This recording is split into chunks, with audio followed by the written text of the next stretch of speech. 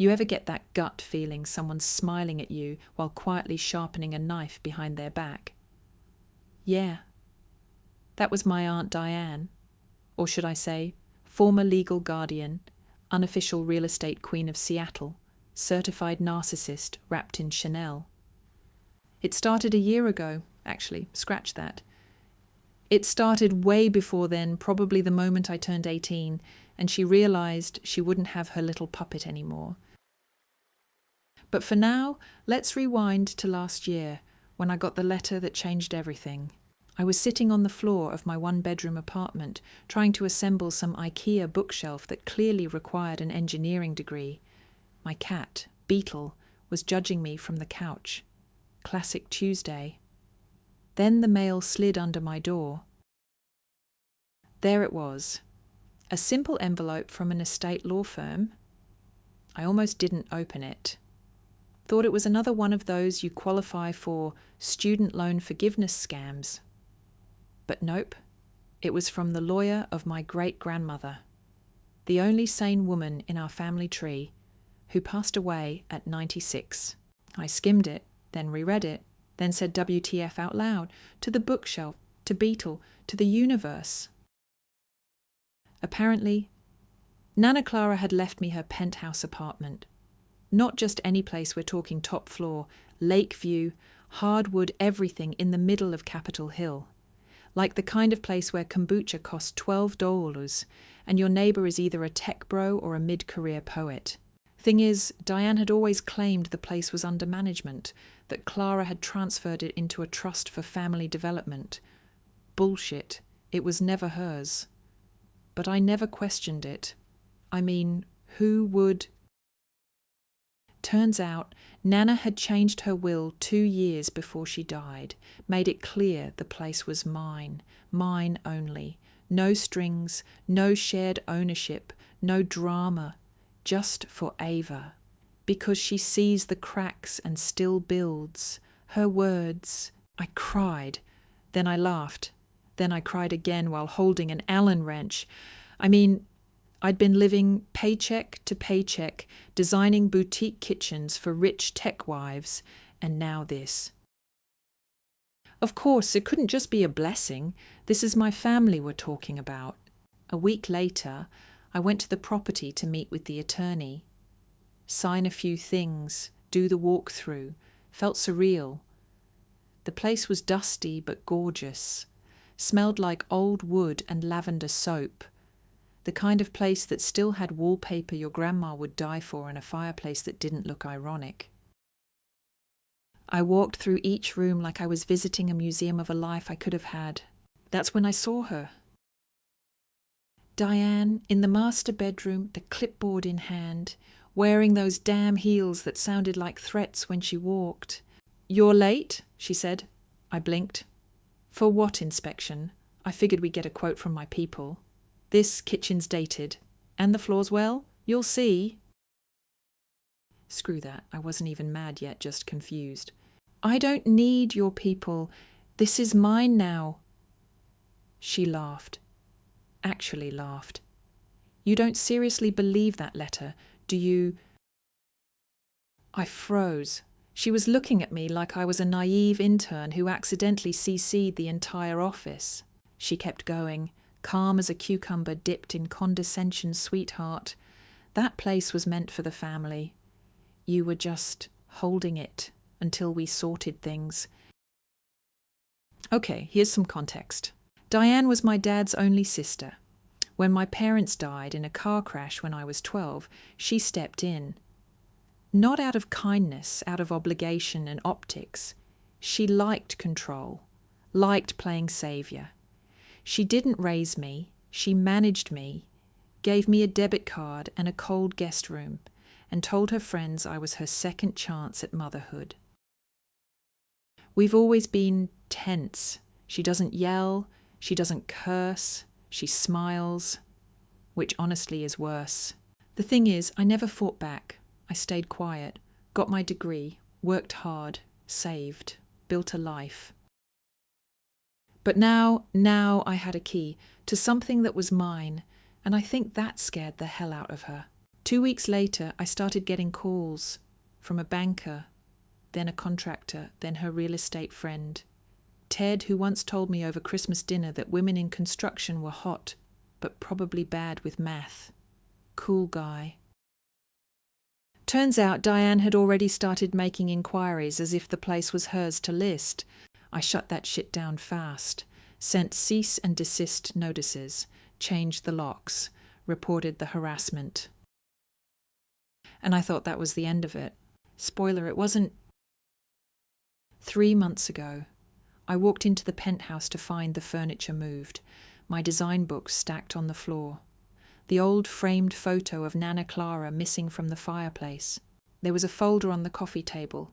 Inside, renovation plans, permits, estimates, from a company Diane used for her other projects. And a sticky note in her handwriting, "Let me help you before you ruin it." That's when I knew this wasn't a misunderstanding. This wasn't a family disagreement. This was war. And I don't do war, but I do strategy. 2 months ago, Diane stopped texting me and started emailing instead, which, for her, was a power move. Subject lines like regarding property oversight or clarification on ownership intent. Intent, my arse. I ignored every single one. Then the silence started, which was worse. No calls, no friendly drop-ins, no condescending voicemails that started with, "Hi honey, just checking in." And I should have known. Diane doesn't go quiet unless she's planning something. That woman treats emotional manipulation like it's an Olympic event. Anyway, I thought I had time. I was wrong. 3 Saturdays ago, I'm in my kitchen halfway through a cinnamon roll and 90% through a hangover when my phone rings. It's Logan, my contractor buddy, who helps me with small jobs on weekends. Dude's honest, loyal, and doesn't ask questions unless absolutely necessary. He goes, "Yo, Ava, are you selling the place?"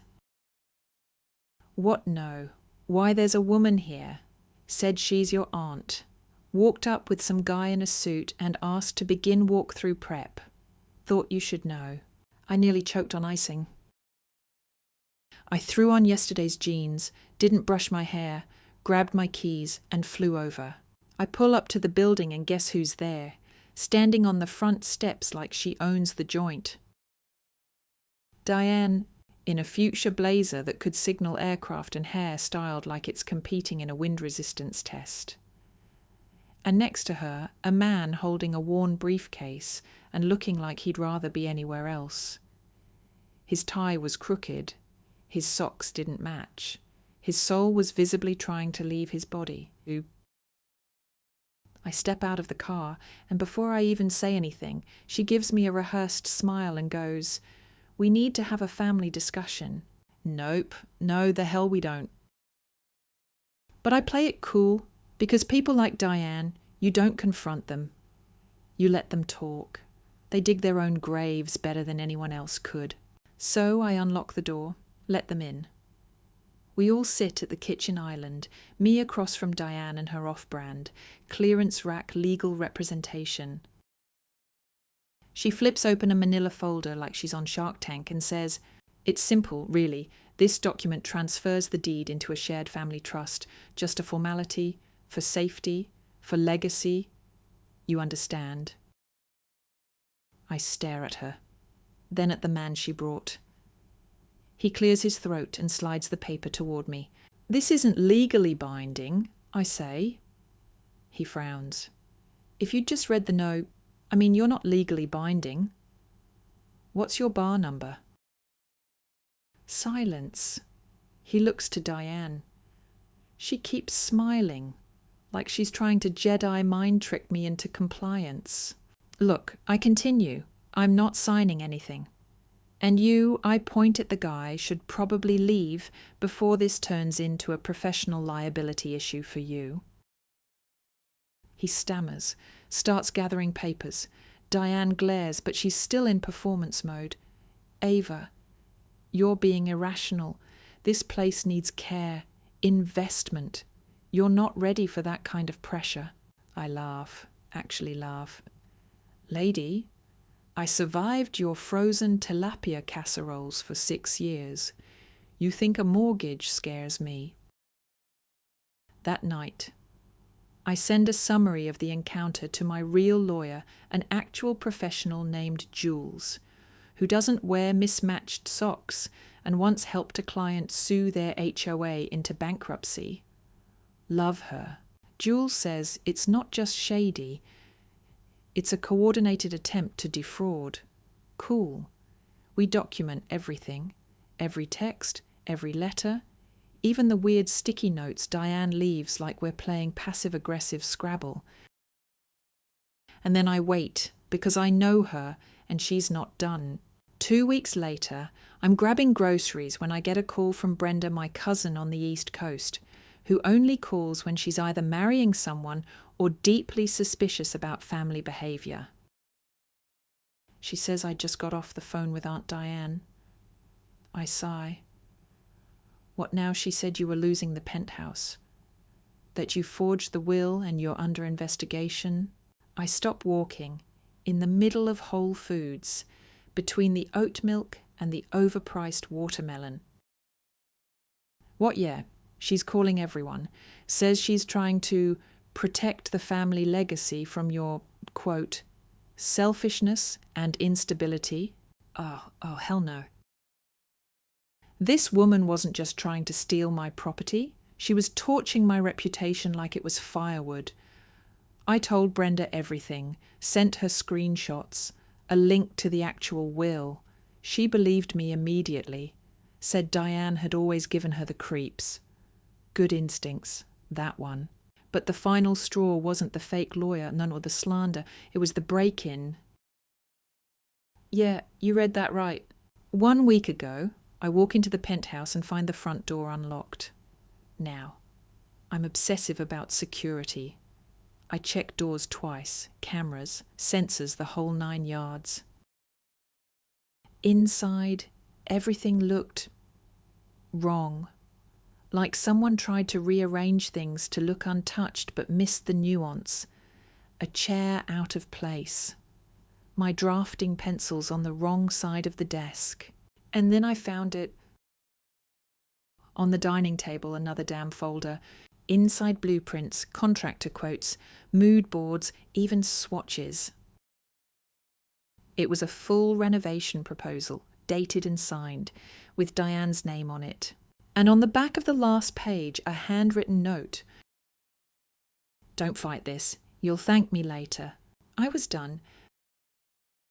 No more patience. No more calm responses. No more letting her make me the emotional one. So I did what I do best. I made a plan. I gathered every shred of documentation. I filed a formal legal claim of harassment and property interference. I subpoenaed records from the fake lawyer who, by the way, folded like origami and admitted Diane paid him under the table. I sent a cease and desist with Jules's very aggressive letterhead, and then I set the final move in motion. Diane didn't know that I'd contacted the Washington State Real Estate Licensing Board 2 months ago, or that I'd shared documentation of her attempting to list the property illegally. Because here's the thing, Diane's pride wasn't just in the penthouse. It was her name, her reputation.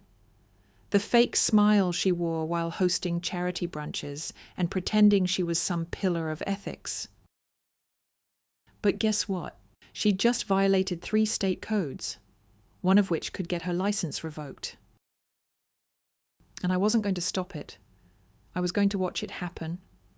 Last Friday, Diane strutted into a real estate networking gala at the downtown waterfront ballroom like she always does, dressed to intimidate. High heels clicking like punctuation marks, fake pearls, louder than life perfume. The woman knows how to perform. What she didn't know, she was about to get publicly humbled. See, the thing about people like Diane is that they think they're invincible because they've never actually had to face consequences. She always had the resources, the charm, the crocodile tears, and she used them on neighbours, on ex-husbands, On me, especially me. But this time, I wasn't a scared little girl eating boxed mac and cheese in the guest room. I was grown, I had proof, and I had backup. While Diane posed for selfies near the photo wall, laughing like she wasn't 2 seconds from a life detour, a representative from the Washington State Real Estate Licensing Board quietly approached her with an envelope. She looked confused at first, and then irritated, then pale. I watched from across the room, sipping champagne, standing next to Jules in her signature power suit, and for once, I didn't flinch. The next day it exploded. Turns out the board doesn't play around with unauthorized property representation, especially when it involves elder inheritance fraud and an unlicensed lawyer. They opened a full investigation, temporarily suspended her real estate license, and put a flag on all properties she had handled in the last year. But Diane wasn't going down quietly. I got a call from a number I didn't recognize. I let it go to voicemail. It was her. "You did this," she said. Her voice cracked, but not from sadness, from rage. "After everything I did for you, this is how you repay me. Girl, you tried to steal my home. You forged documents. You brought in a knockoff lawyer like this was some daytime soap. And you want to talk about loyalty." I didn't call back. Instead, I sent her lawyer, the real one. Now, a statement, all further communication must go through my counsel. I think that's the moment it hit her. I wasn't playing anymore. She'd lost control. A few days later, the messages started rolling in.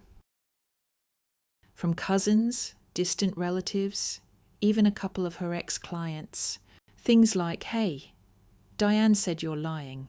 Just wanted to check your side. I always thought something was off. Glad you're standing up for yourself. And my favourite Diane told me you were mentally unstable and had stolen property from the family. That true." I replied with a copy of the will, 3 lines, highlighted, in sole possession to Ava Martinez, no shared interest, no trust attached. Simple, clean, game over. But of course, Diane wasn't done last week. She tried to hit back with a civil suit claiming she'd contributed financially to the penthouse over the years and was entitled to compensation or co-ownership. Same exact playbook as before, just wrapped in new jargon and filed through someone who actually passed the bar. The thing is, she hadn't paid a cent, ever. All those investments she boasted about, I pulled the receipts, literally. Water bills in my name, contractor invoices signed by me, renovation expenses charged to my business card. I showed everything to Jules, who looked at the suit, then back at me and said, "This isn't a case, it's a tantrum." We prepared a response with evidence, filed a motion to dismiss.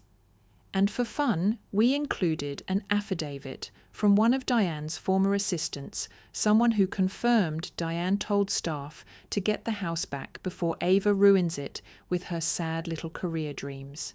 Charming, right? Then came the hearing. Tuesday morning, I walked into the courthouse wearing black jeans, a blazer, and the calm of someone with nothing to prove. Diane sat across the aisle, stiff and overdressed, her expression switching between smug and shaken.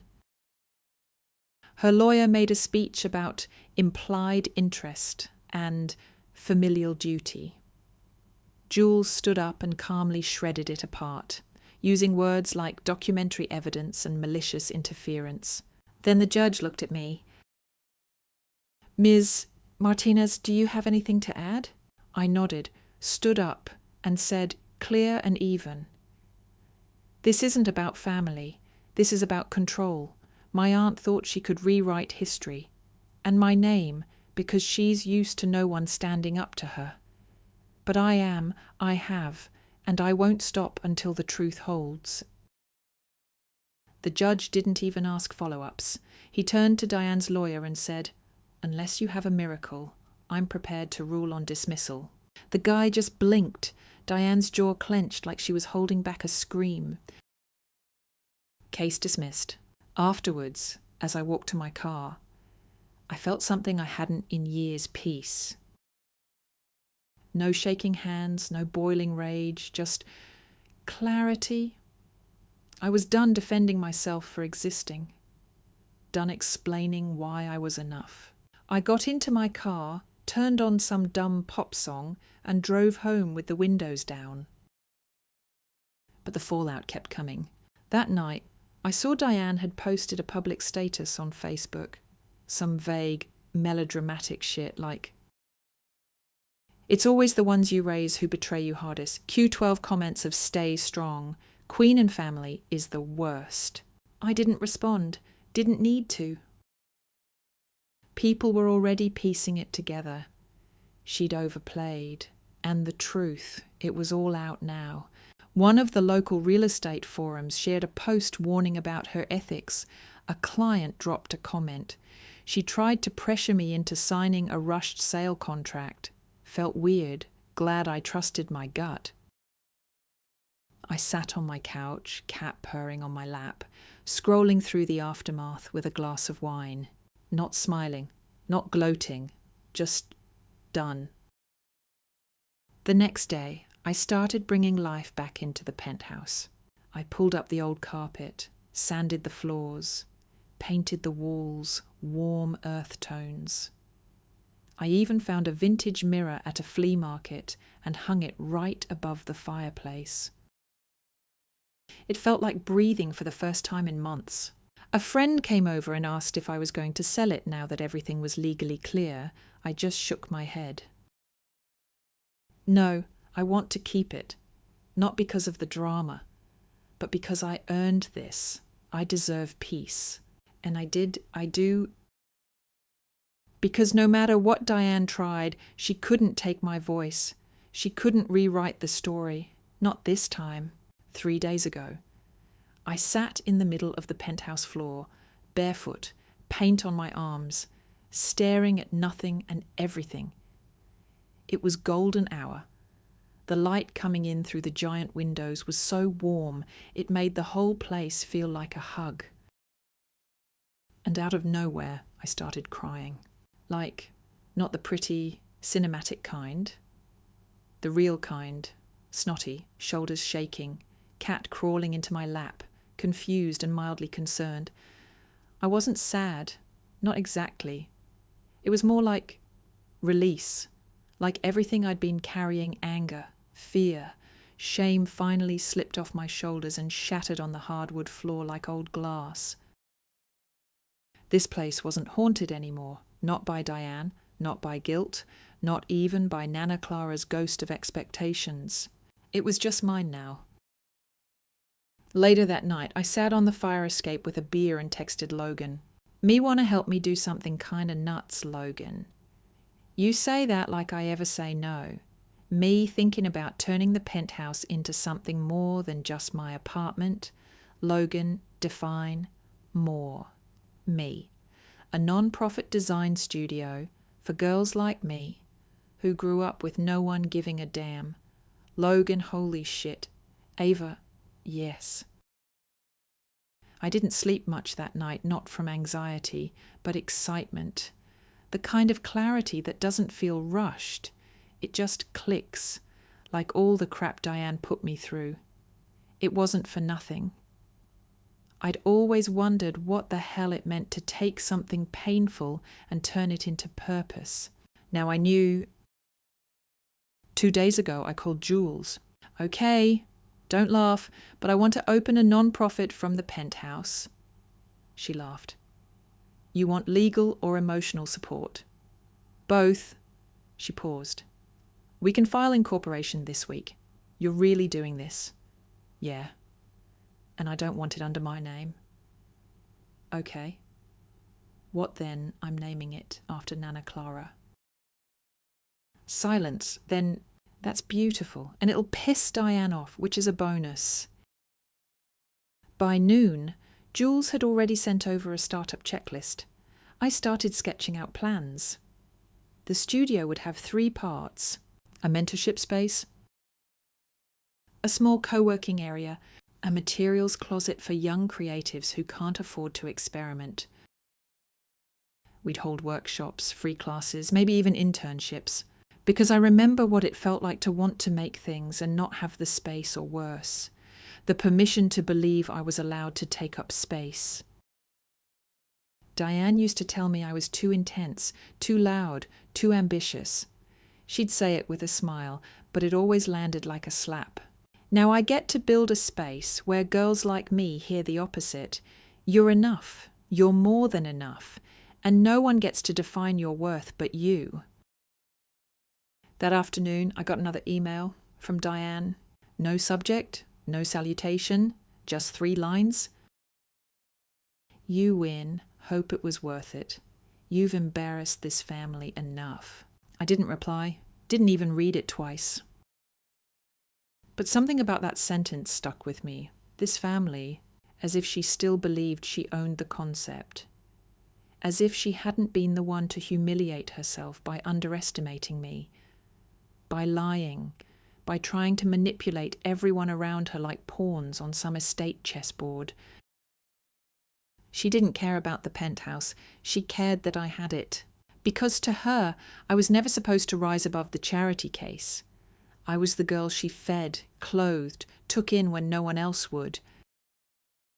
But here's the truth. No one talks about. Being taken in isn't the same as being loved.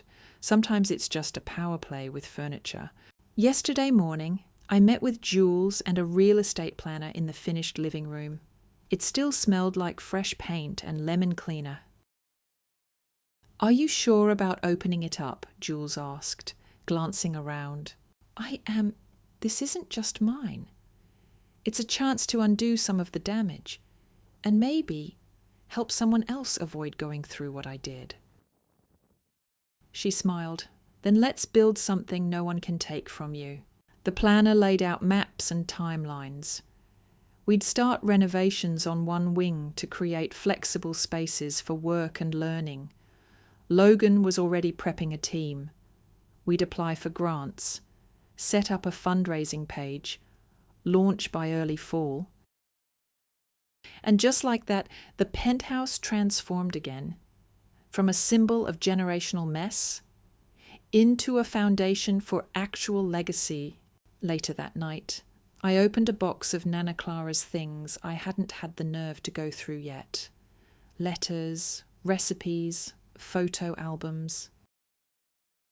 There was one note I hadn't seen before written in her loopy cursive on the back of a postcard from her trip to Norway. "Ava, if you're reading this, it means you made it. You held the line. Remember, things are just things, but peace is earned." I clutched it like it was oxygen. She'd known, all along. She'd seen what Diane was, what I'd grow into, what it would cost.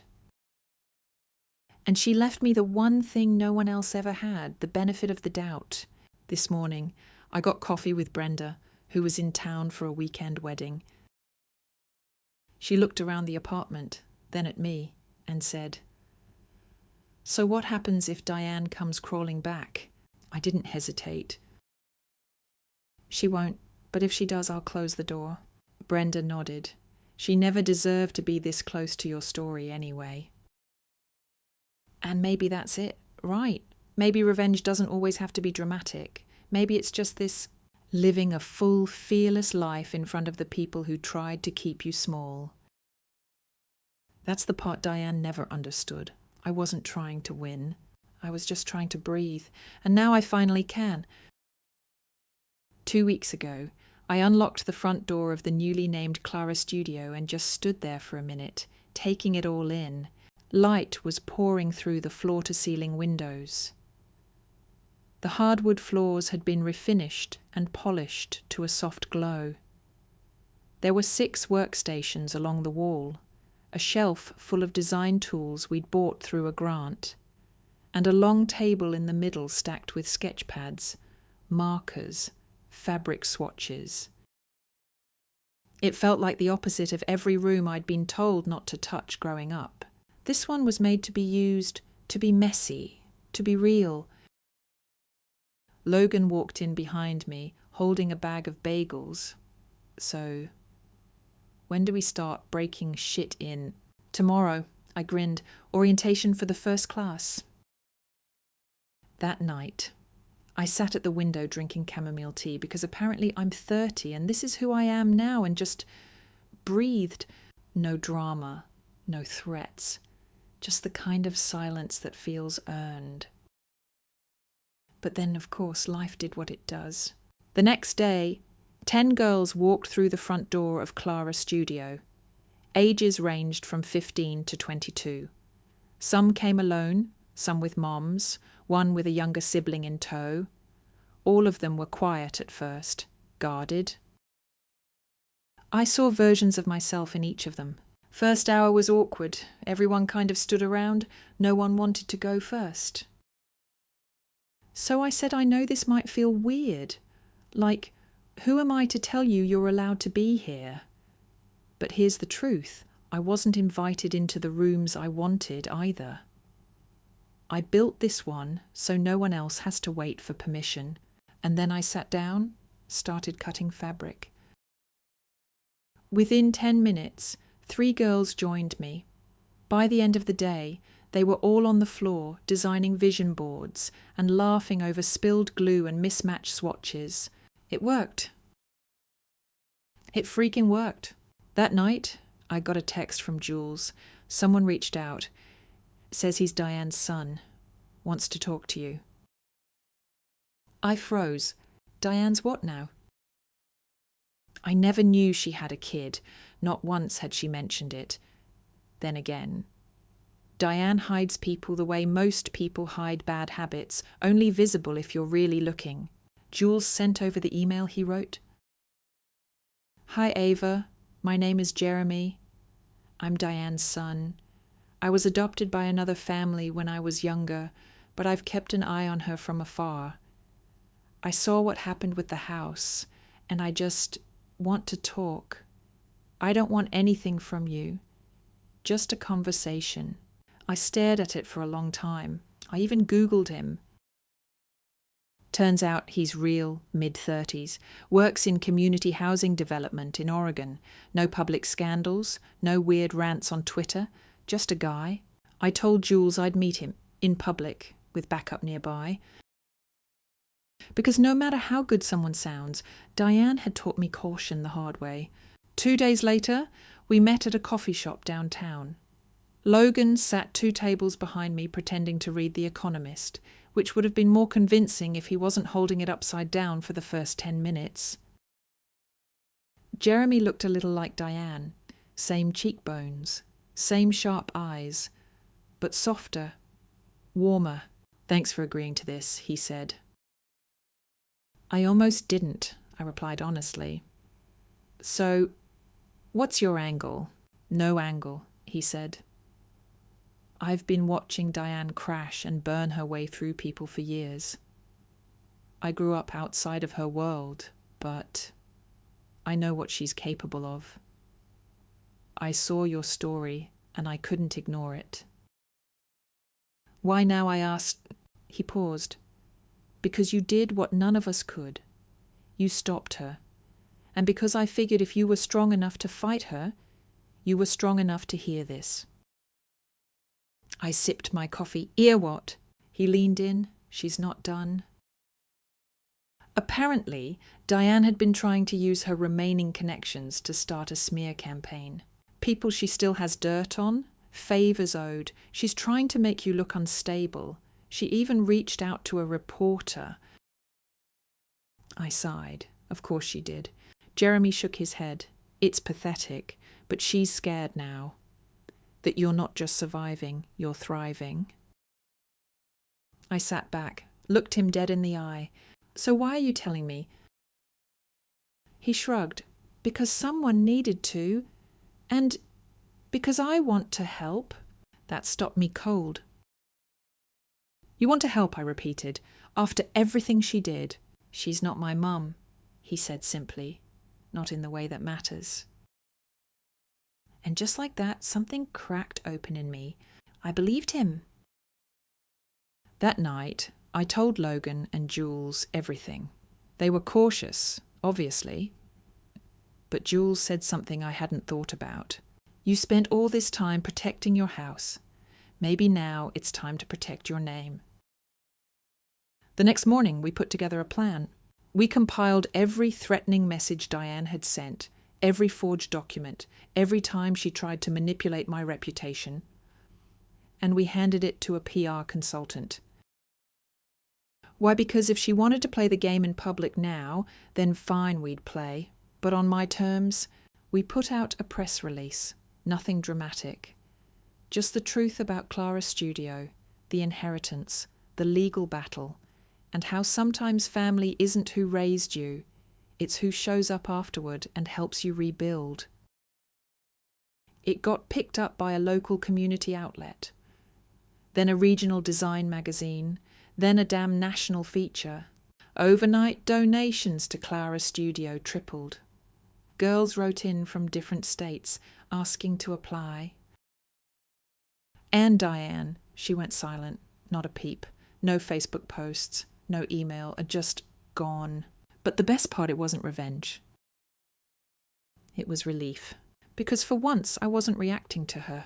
I was just living, breathing, creating something lasting. A few days later, Jeremy came to visit the studio. The girls loved him. He helped teach a basic housing design class. He's good at it, like scary good. I can see why he chose that path. After everyone left, he stayed behind and helped clean up. You think she's going to try again? I asked. He shrugged. Maybe, but she's alone now. And even Diane can't win without an audience. We laughed, clinked coffee mugs, and I felt something I didn't expect. Closure, not a neat one, not tied with a bow, but real, messy, earned. Later that night, I sat on the same fire escape where this whole thing started. The skyline looked different somehow. Not because it had changed, but because I used to think surviving Diane was the win. But surviving her and still choosing to create, that's the real revenge.